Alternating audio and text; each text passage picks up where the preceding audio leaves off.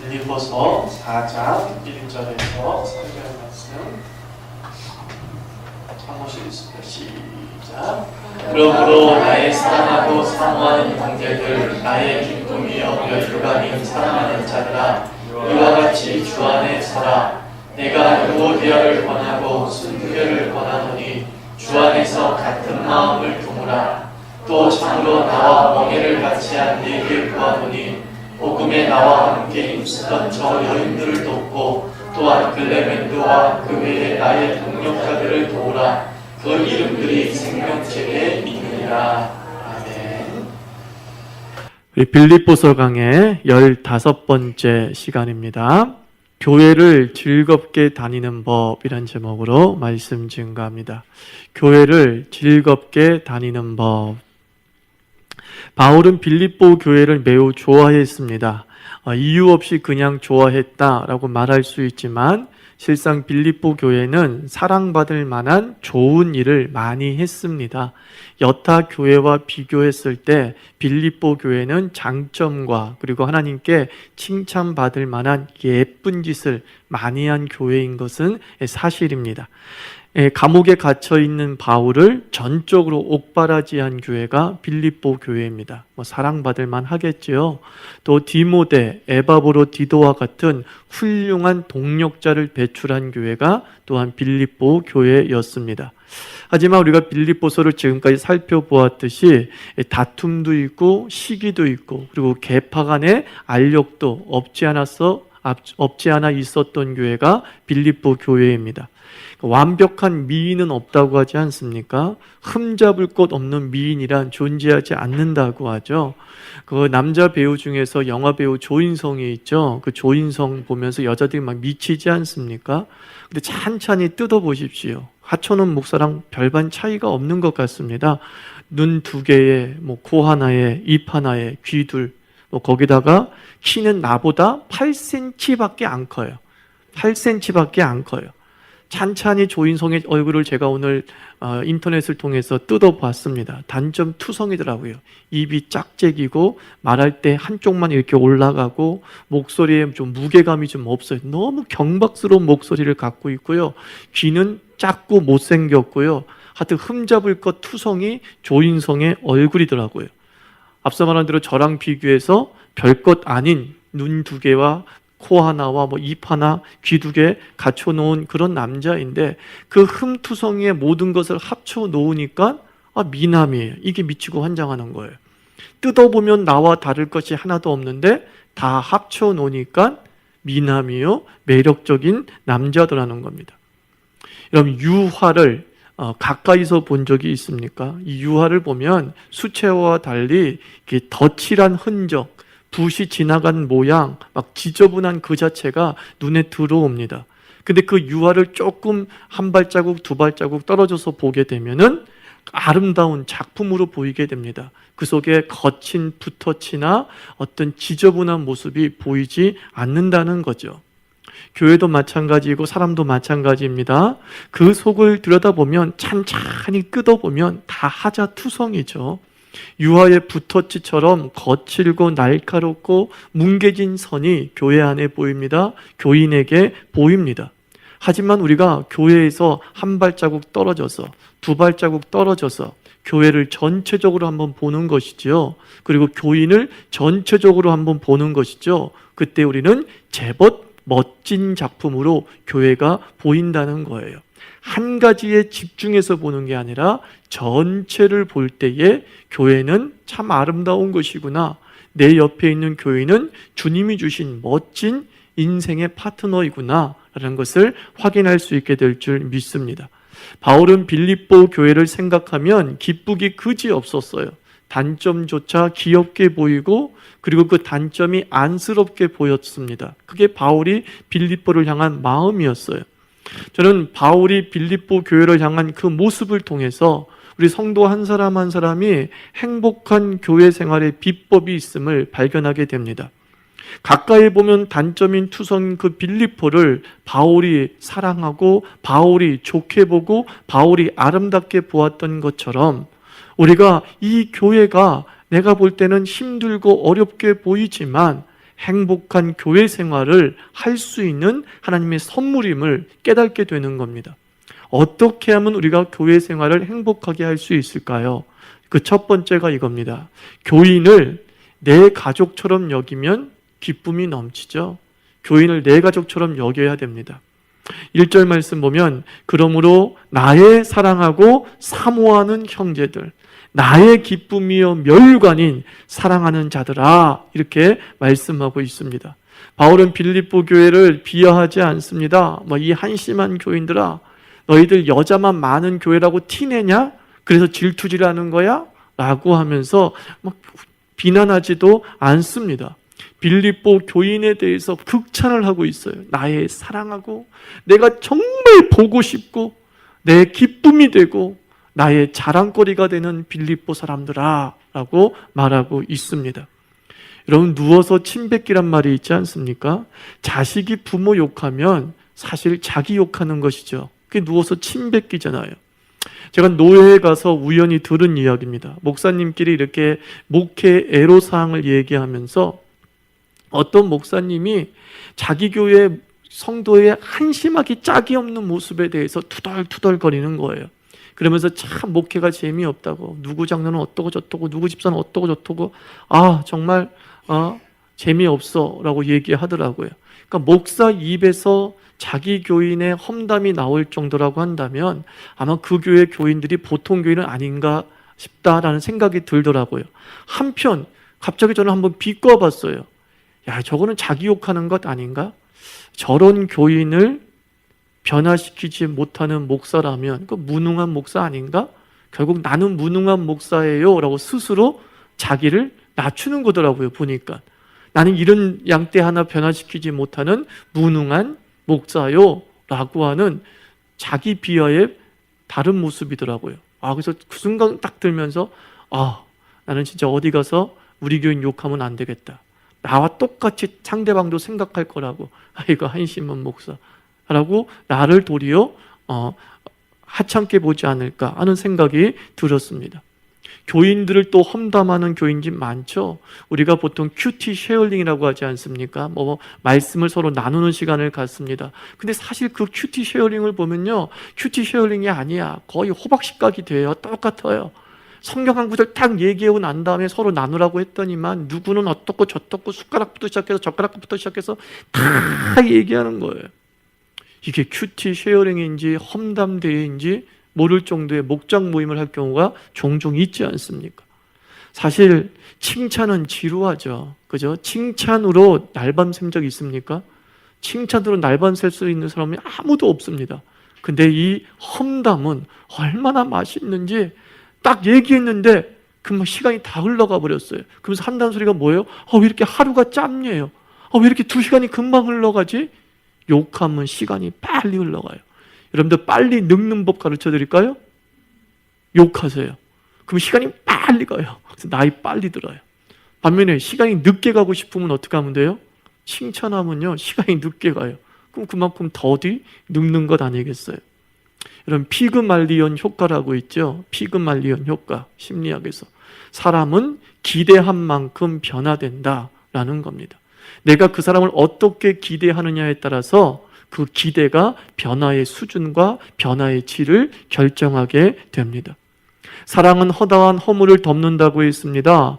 사랑을 가장 잘 담는 정서는 불쌍한 마음이 아닌가 싶습니다.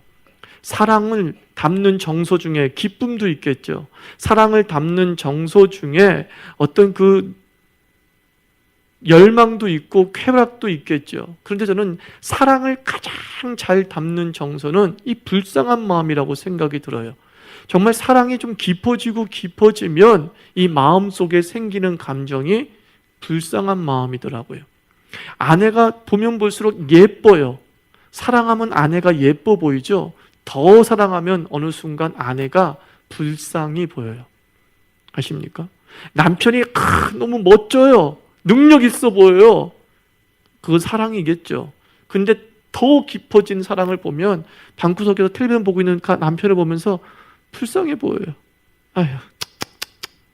이 혀를 차게 돼요. 그러니까 한심해서 차는 게 아니라 사랑의 극치에 올라간 것이지요.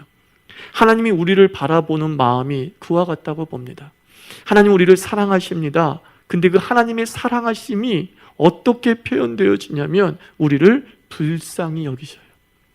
우리를 불쌍히 여기셔요. 아이고, 내가 도와줘야 되는데. 아이고, 내가 얘한테 힘을 줘야 되는데. 아유, 내가 없으면 이놈 어떻게 살까? 이런 마음이 하나님의 사랑이요. 그 마음이 불쌍한 마음이란 정서에 담겨지게 됩니다. 목사가 교인을 바라보는 마음도 그거예요. 불쌍한 마음이죠. 죄를 지어도 그 사람이 불쌍하고요. 충성해서 피곤한 모습을 보면서도 그저 불쌍한 거예요.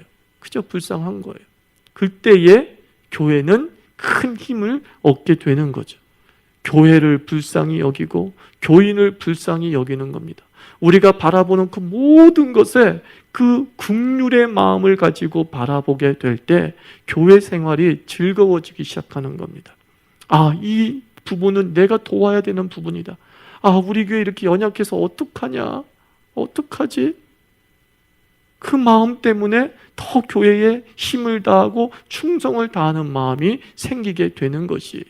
단점을 봤을 때 아유, 뭐 이따위가 다 있어? 이것이 아니라 단점을 보면서 어떡하지? 이거예요.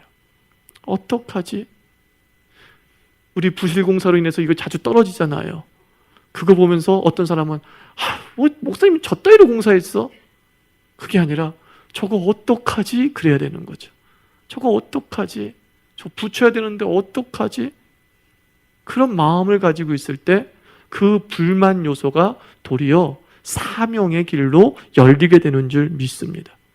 여러분, 늦둥이를 본 부모의 소원이 뭐죠? 늦둥이를 본 부모의 소원은 오래 살게 하소서 이거예요. 오래 살게 하소서. 이 막내 다 키워서 장가 보낼 때까지 내가 살게 하소서. 내가 좀 건강하게 하소서. 그 장수를 하고자 하는 욕심이 자기를 위해서가 아니에요. 막내를 위해서 장수하고 싶은 거예요. 그게 부모 마음이요. 그게 바로 불쌍히 여기는 마음입니다. 약한 교인을 보면서, 허물 많은 교인들을 보면서, 한심한 교인을 보면서 가져야 되는 마음가짐이 이겁니다. 늦둥이를 본 부모처럼 약한 교인을 보면서 그래, 그러니까 내가 강해야 돼, 이겁니다. 한심한 교인들을 보면서 그래, 그래야지 내가 똑똑한 교인이 돼야 돼. 그래야지 저 약한 교인에게 힘이 되어주고 저 한심한 교인에게 지혜가 되어주지 라는 마음을 갖게 되는 거죠. 도리어 약함과 허물과 부족함을 자기 성장과 자기 강함의 동기로 삼는 것입니다. 그래서 그 약한 자의 힘이 되어주고 그 부족한 자의 채움이 되어주고 그 어리석은 자의 지혜가 되어주고자 하는 마음, 그게 바로 늦둥이 부모의 마음인 거죠. 그 마음을 가지고 교인을 대하고 그 마음을 가지고 교회를 바라보게 될 때 교회 생활이 재밌는 거예요. 행복한 거예요. 왜 그래요? 내 막내가 잘 자라는 거 보니까 기쁘잖아요. 아, 내가 충성하고 애쓰고 이해했는데 우리 교회가 이렇게 나아졌네? 라고 하면서 미소를 짓게 되는 것입니다. 우리 한 사람 한 사람이 교인을 내 가족처럼 여기고 늦둥이로 여기면서 바라보는 그런 그리스도인 되기를 바랍니다. 두 번째, 교회 생활 행복하게 하는 법, 너무 당연한 겁니다. 예수 중심으로 사십시오. 그렇죠? 예수 중심으로. 그럼 빌립보는 마게도냐 지방에 있었는데 이 마게도냐 지방이 어떤 지역이냐면 여자가 강력한 권리를 누렸던 지역이 마게도냐 지방이에요. 모계 중심 사회에서 어머니 성을 따라서 이름을 지을 수 있었어요. 그래서 부인이 원해서 일을 할 때 법률적 제재를 받지 않을 정도로 아주 여성의 권리가 강력했던 지역이 빌립보 지역, 마게도냐 지역이었어요. 이런 문화 배경 속에서 빌립보 교회의 여성의 리더십이 강할 수밖에 없었던 거죠. 그리고 그 빌립보 교회의 핵심 지도자가 오늘 2절 말씀에 나온 유오디아, 순두개, 루디아 이런 여인이 빌립보 교회의 강력한 여성 리더십을 장악하고 있었어요. 근데 이들이 바로 서로 갈등하게 된 거죠. 서로 다투게 된 거죠. 여러분, 여성적인 교회의 강점이 뭡니까? 따뜻함과 돌봄이죠. 이게 여성적 교회의 강점 중에 하나예요. 우리 교회는 여자가 월등히 많죠. 그런데 우리 교회는 여자들이 도리어 좀 남성적이지 않나, 그 생각을 좀 가져봐요.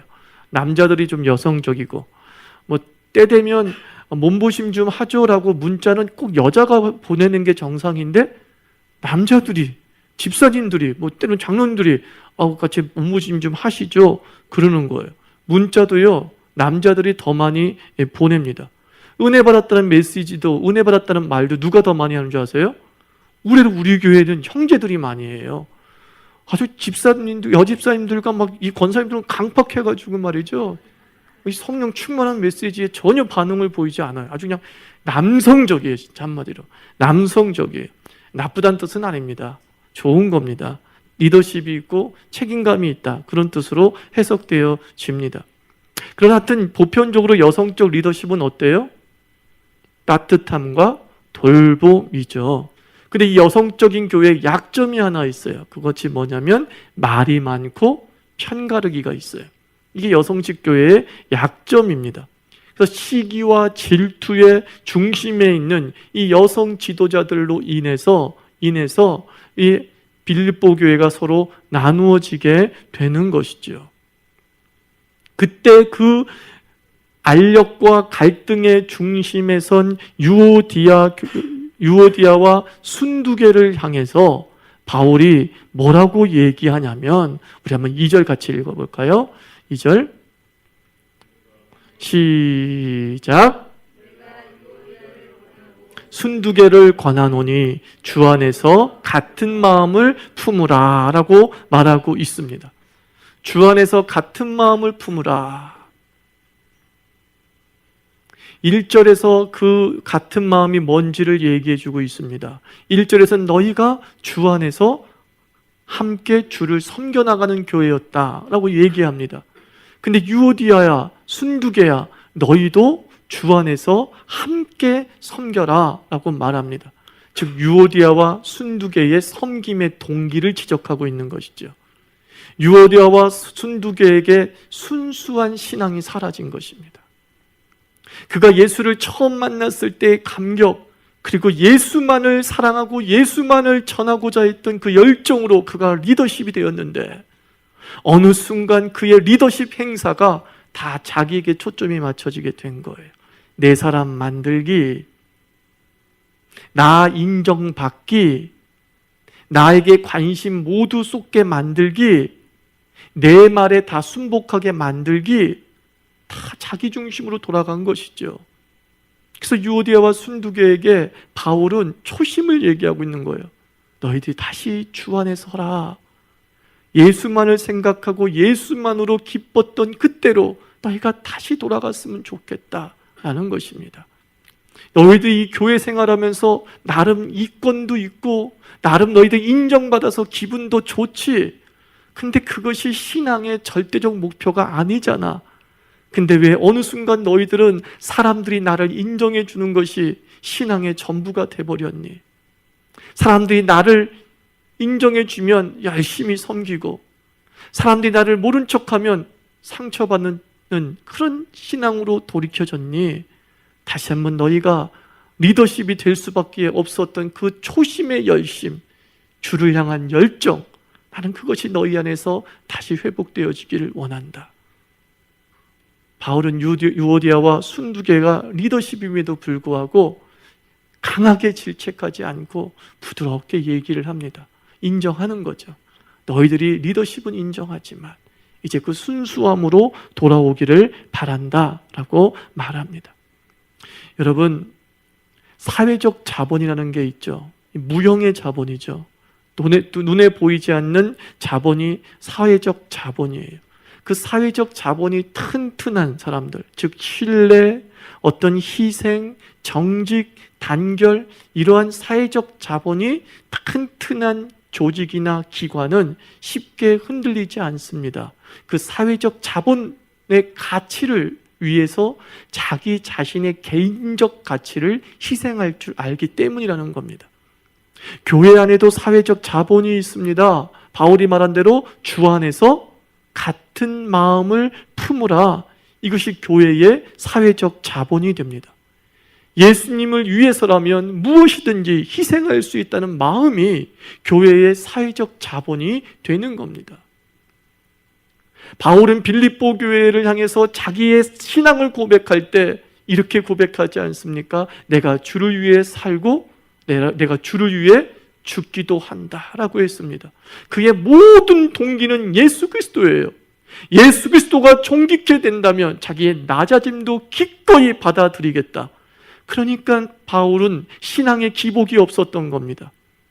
바울이 상처받았다고 휙 하고 바울이 힘들다고 휙 하면서 선교 사역을 뒤로 미루었다고 한다면 이 복음이 그만큼 늦어졌겠죠.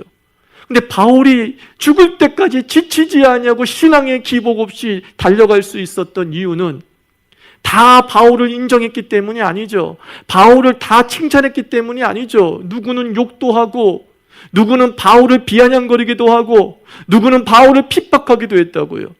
그럼에도 불구하고 신앙에 기복이 없었던 것은 그의 신앙의 모든 동기는 무엇입니까? 예수 그리스도예요.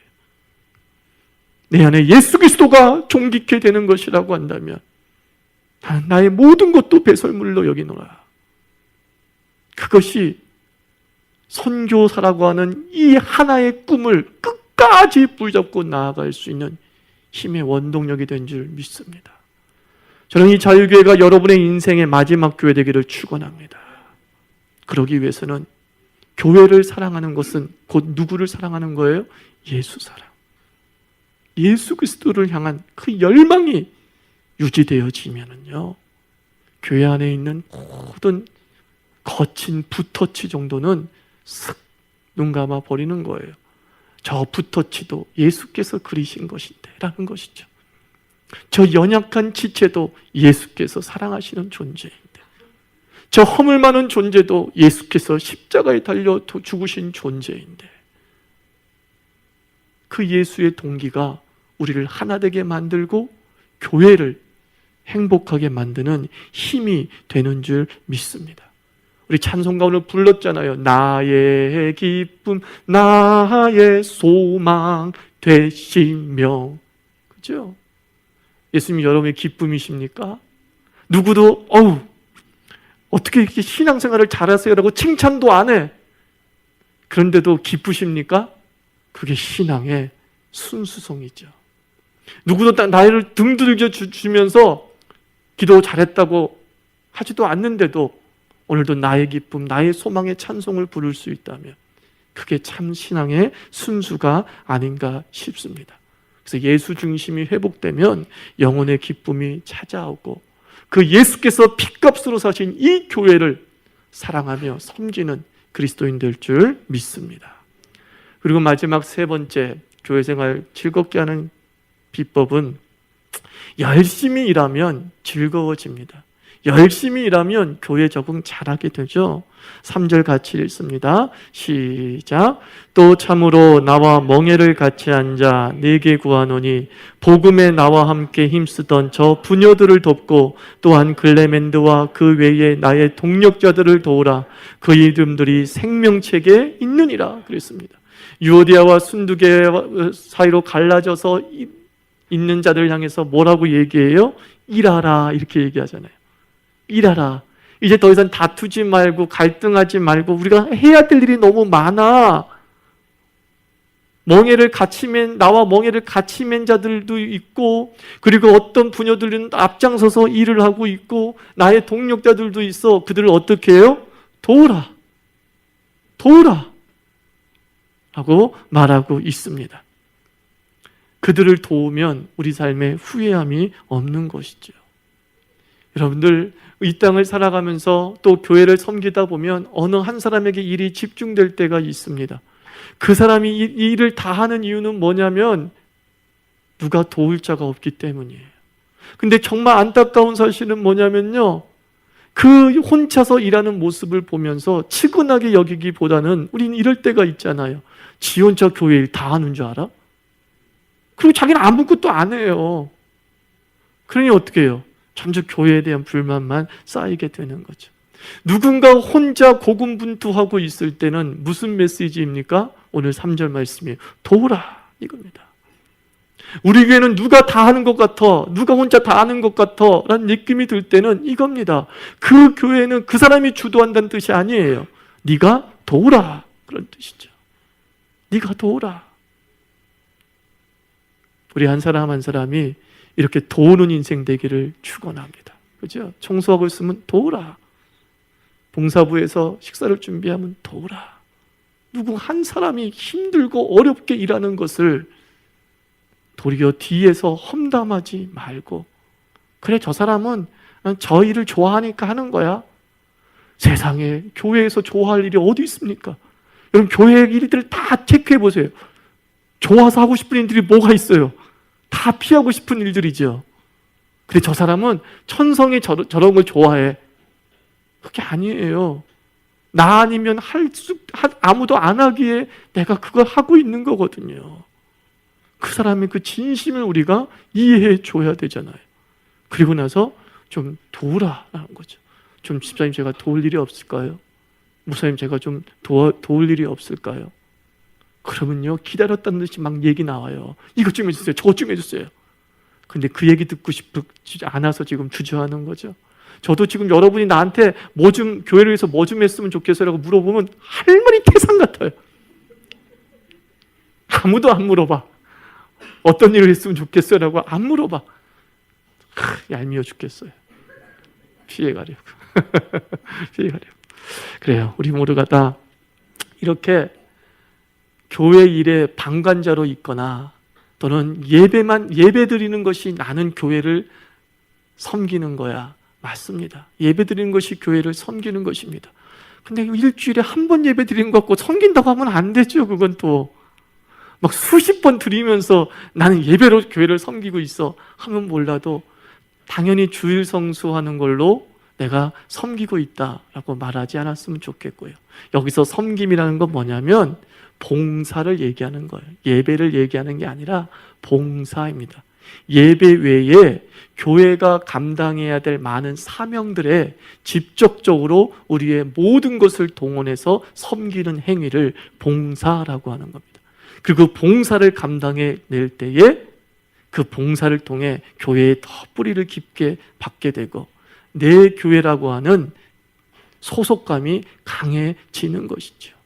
이 앞부분은 제가 있지만 저 뒷부분은 무슨 무식이 집사님이 하셨어요. 그 집사님은 저걸 볼 때마다 얼마나 뿌듯할까요? 내가 했어. 내가 했어. 그게 이제 정이 드는 거죠.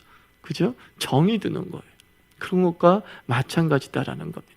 이 교회에 여러분의 손때를 많이 묻히십시오. 그러면 교회 생활 즐거워지는 거예요. 그죠? 그것이 바로 바울이 우리에게 말하고자 했던 그 기쁨입니다. 빌립보 교회가 완벽해서 바울에게 기쁨을 주었던 것이 아니라 바울이 빌립보 교인을 긍정으로 바라보고 바울이 빌립보 교회의 모습을 전체적으로 조망하여 보았을 때에 빌립보 교회에 대한 사랑이 변함없이 유지될 수 있었던 것입니다. 이왕 교회 다니는 것 행복하게 교회 다니시기 바랍니다. 즐겁게 교회 다니시기 바랍니다. 교인을 내 가족처럼 여기고요. 늦둥이 부모의 마음을 가지고 교인을 대하시고요.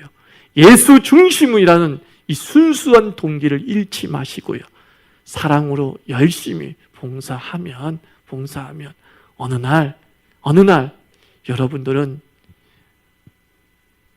입관 예배, 하관 예배, 모든 예배를 자유교회 목사가 인도하는 그런 축복을 누리게 될 줄 믿습니다. 기도합시다. 하나님 아버지, 자유교회를 우리에게 주신 것 감사합니다. 참 교회를 통해서 신앙생활 제대로 잘 들이잘 수 있게 해주시고 또 이 교회를 통해 하나님 나라에 적극적으로 동참하고 또 이 교회를 통해 많은 연약한 지체들을 하나님의 제자로 훈련해내는 그런 하나님의 사람으로 내가 좀 쓰임받게 하여 주시옵시고 이 자유교회에 우리의 손때를 많이 묻힐 수 있게 주시옵소서. 함께 기도하겠습니다. 하나님